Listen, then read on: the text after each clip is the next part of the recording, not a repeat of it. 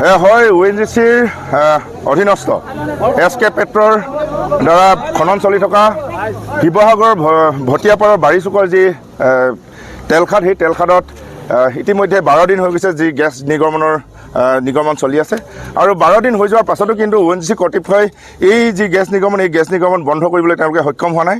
যোৱাকালি আমেৰিকাৰ পৰা এটা বিশেষজ্ঞ দল তেওঁলোকে মাতি আনিছে আৰু ইতিমধ্যে তেওঁলোকে উপস্থিত হৈছেহি যদিও তেওঁলোকেও এই পৰ্যন্ত তেওঁলোকে এই বিস্ফোৰণ তেওঁলোকে ৰোধ কৰিবলৈ সক্ষম হোৱা নাই। কিন্তু আটাইতকৈ আচৰিত কথা যে ONGCত ইমান বহুত এটা মোটা অংকৰ দৰমহা সংগ্ৰহ কৰি থকা বিশেষজ্ঞ দল থকাৰ পাছতো তেওঁলোকৰ কৰ্মচাৰী থকাৰ পিছতো যে তেওঁলোকে এই কামখিনি তেওঁলোকে ৰোধ কৰিবলৈ সক্ষম হোৱা নাই, সেইটো আচলতে ONGCৰ সম্পূৰ্ণ দুৰ্বলতা ইয়াত প্ৰকাশ পাইছে। আৰু আমাৰ সদৌ টাইমছৰ এটা প্ৰধান দাবী হৈছে যে প্ৰথম অৱস্থাত তেওঁলোকে আচলতে তাৎক্ষণিকভাৱেই যেতিয়া 2 দিন বা 3 দিনৰ ভিতৰত যেতিয়া এই বিস্ফোৰণ তেওঁলোকে বন্ধ কৰিব পৰা নাছিলে তেতিয়া আচলতে এই ব্যৱস্থা গ্ৰহণ কৰিব লাগিছিলে। কিন্তু অতি লেহেমীয়াভাৱে তেওঁলোকে পলম কৰি হ'লেও তেওঁলোকে এই ব্যৱস্থা গ্ৰহণ কৰিছে। আমি আশা ৰাখিম যে এই যিকেইজন বিশেষজ্ঞ দল আনিছে এই বিশেষজ্ঞ দলটোৱে এই যি বিস্ফোৰণ ৰোধ কৰিবলৈ তেওঁলোকে সক্ষম হওক। আৰু তাৰ লগতে সদৌ টাইমছত এটা কথা স্পষ্টভাৱে আমি জনাইছোঁ যে 5 কিলোমিটাৰ অন্তৰ্গত যিটো এলেকা সেই এলেকাটোৰ গোটেই ৰাইজসকল সাংঘাতিক ধৰণে আচলতে ক্ষতিগ্ৰস্ত হৈছে। তাত জীৱনৰ প্ৰতি ভাবুকি আহিছে, জীৱকুলৰ ভাবুকি আহিছে আৰু অন্যান্য যিসমূহ খেতি বাতিৰ পৰা আৰম্ভ কৰি গোটেই আৰ্থিকভাৱে মানসিকভাৱে শাৰীৰিকভাৱে এই গোটেই অঞ্চলটো সাংঘাতিক ধৰণে এটা ক্ষতিগ্ৰস্ত হৈছে। কিন্তু এই ক্ষতিগ্ৰস্ত ৰাইজৰ কাষত ONGC কৰ্তৃপক্ষ যি ধৰণে থিয় দিব লাগিছিলে আজি পৰ্যন্ত আমি তেওঁলোকক থিয় দিয়া দেখা নাই। এই শেষৰ মুহূৰ্তত আমি যোৱাকালিৰ পৰা তেওঁলোকক দেখিছোঁ যে তেওঁলোকে এটা নিৰ্দিষ্ট এৰিয়া বান্ধি দি খুব কম সংখ্যক মানুহৰ মাজত এটা সামান্যতম এটা ক্ষতিপূৰণ দিয়াৰ তেওঁলোকে ব্যৱস্থা কৰাৰ কথা আচলতে তেওঁলোকে বুবা চলাইছে। কিন্তু সদৌ টাইমছত আমি এটা কথা স্পষ্ট কৰি দিছোঁ যে এই যি ঘটনাস্থলী সেই ঘটনাস্থলী 5 কিলোমিটাৰ অন্তৰ্গত যিটো এলেকা সেই গোটেই এলেকাটোৰ ভিতৰত যিসকল ক্ষতিগ্ৰস্ত ৰাইজ আছে সেই ক্ষতিগ্ৰস্ত ৰাইজসকলক উপযুক্ত পৰ্যাপ্ত পৰিমাণৰ তেওঁলোকে ক্ষতিপূৰণ আমি দাবী জনাইছোঁ আৰু তেওঁলোকে দিব লাগিব।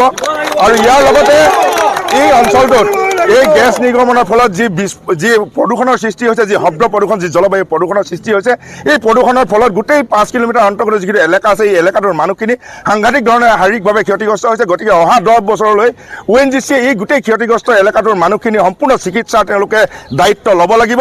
আৰু ইয়াৰ সমান্তৰালভাৱে এই যিটো তেলখাদ SK পেট্ৰ নামৰ যিটো কোম্পানীক তেওঁলোকে দায়িত্ব দি থৈছিলে সেই কোম্পানীটোৰ মালিকজন বিস্ফোৰণ হোৱাৰ পাছতো 2-3 দিনলৈকে আমি শিৱসাগৰত তেওঁলোক আমি স্বচক্ষুৰে দেখিছোঁ।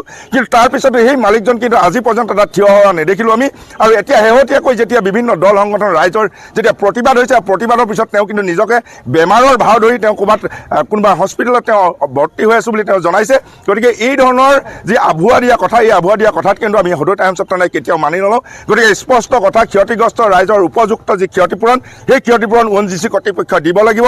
আৰু SK পেট্ৰ নামৰ যিটো কোম্পানীৰ মালিক কৃষ্ণ আগলাক তদন্তৰ আওতালৈ আনি তেওঁক গ্ৰেপ্তাৰ কৰিব লাগে। আৰু ONGCৰ অধীনস্থ যিমানবিলাক প্ৰাইভেট কোম্পানী যিবিলাক ৰিগ আছে এই প্ৰাইভেট কোম্পানীবিলাকৰ গোটেই তেওঁলোকৰ যিটো কৰ্ম প্ৰক্ৰিয়া সেই কৰ্ম প্ৰক্ৰিয়াটোৰ ওপৰত সম্পূৰ্ণ এটা তদন্ত কৰিব লাগে। আৰু ইতিমধ্যেই আমি যোৱাকালি ভাৰত চৰকাৰৰ যি পেট্ৰলিয়াম মন্ত্ৰী হৰদীপ সিং পুৰী ডাঙৰীয়ালৈ আমি ইতিমধ্যে মেইল প্ৰেৰণ কৰিছোঁ। সদৌ টাইমছত মুখ্যমন্ত্ৰী মহোদয়লৈ মেইল প্ৰেৰণ কৰিছোঁ। গতিকে এই ক্ষেত্ৰত যদি ভাৰতীয় পেট্ৰলিয়াম মিনিষ্টাৰে যদি কোনো ধৰণৰ পদক্ষেপ গ্ৰহণ নকৰে তেতিয়াহ'লে আমি এটা কথা স্পষ্ট হ'ম যে ONGCয়ে বহিৰাগত এটা লবিৰ তত্বাৱধানত অসমৰ যি তৈল ক্ষেত্ৰ আছে এই তৈল ক্ষেত্ৰসমূহ ব্যক্তিগতকৰণৰ কাৰণে যি কৌশলপূৰ্ণ অৱস্থিতি তেওঁলোকে লৈছে এই কৌশলপূৰ্ণ অৱস্থিতিত যে ভাৰতৰ পেট্ৰলিয়াম মিনিষ্টাৰৰ যে ইয়াত হাত আছে আমি তাৰ আচলতে বুজিবলৈ আমি বাধ্য হ'ম।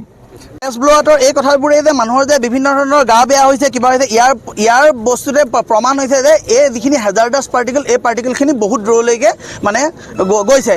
এতিয়া আমাক এইখিনিত আমি ONGC কৰ্তৃপক্ষলৈ সন্মানীয় ইডি ONGC নাজিৰাৰ ইডিলে আমি এখন মেমৰেণ্ডাম দিছোঁ, আমি এটা ৰিপৰ্ট দিছোঁ, এপ্লিকেশ্যন দিছোঁ যাতে ক্ষতিগ্ৰস্ত মানুহখিনিক ONGCয়ে ক্ষতি প্ৰদান কৰে।